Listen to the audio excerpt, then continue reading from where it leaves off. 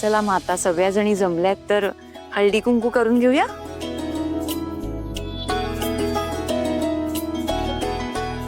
सही आहे बा. हो.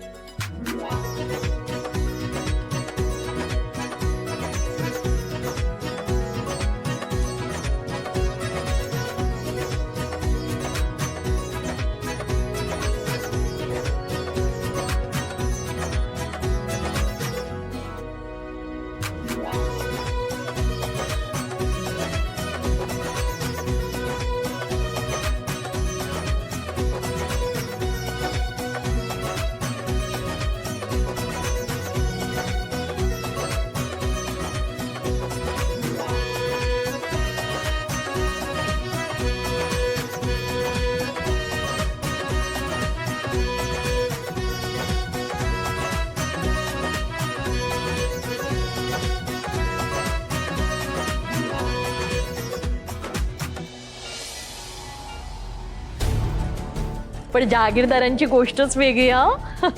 नाही म्हणजे साधं हळदी कुंकू पण किती थाटाने सण साजरा होतोय. खरंच आमच्या सईचं नशीबच मोठं बाई. तिच्या भाग्याला कोणाची दृष्ट लागू नये म्हणजे झालं. फक्त राहून राहून एका गोष्टीचं वाईट वाटतंय. आज तुम्ही सगळे इतके छान आनंदात हा दिवस साजरा करताय. जहागीरदारांच्या घरच्या सुनेची पहिली संक्रांत. पण नेमकी घरची करतीबाई भैरवी मॅडमच नाहीत आज इथे.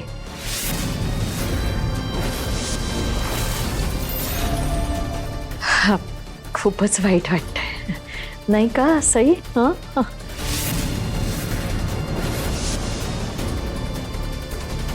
हो, भैरवी मॅडम कुठे दिसत नाहीये. भैरवी मॅडम घर सोडून गेल्यात. हे खरं आहे का?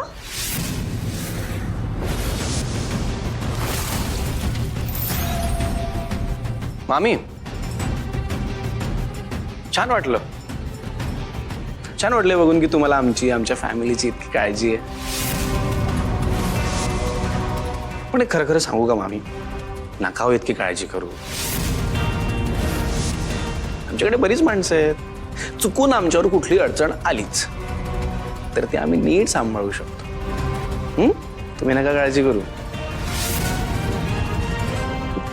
आणि तुम्ही आता इथे माझ्या बायकोची पहिली संक्रांत सेलिब्रेट करायला आलात ना, मग तेवढं छान एन्जॉय करा. मस्त जानूने किती हौसेने हे सगळं अरेंज केलंय बघा. मस्त मज्जा करा.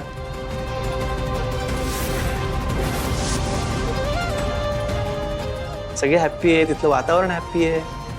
मग आपण पण ते वातावरण हॅप्पी ठेवायचा प्रयत्न करू. ओके मामी?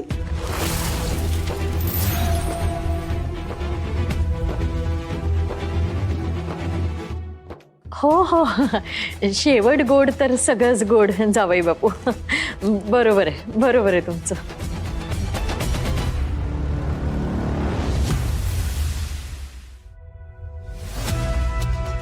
मी आलेच.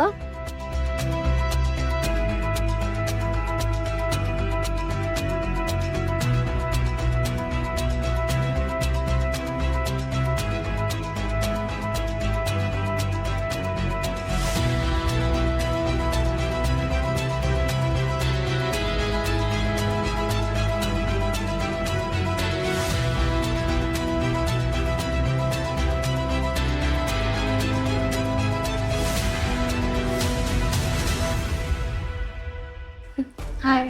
हाय. आय थिंक तू मला अवॉइड करतेस. अवॉइड मी नाही. अरे ॲक्च्युली मला ना जरा ऑकवर्ड फील होत आहे. इतक्या सगळ्या बायका आहेत तिथे आणि सगळ्यांसमोर आपण कधी बोललो नाहीये ना, असं भेटलो नाहीये. सो म्हणून मी इथे येऊन बसले. You are right. By the way, तुला ही अशी फंक्शन्स आवडतात? हे असं का विचारतोयस तू?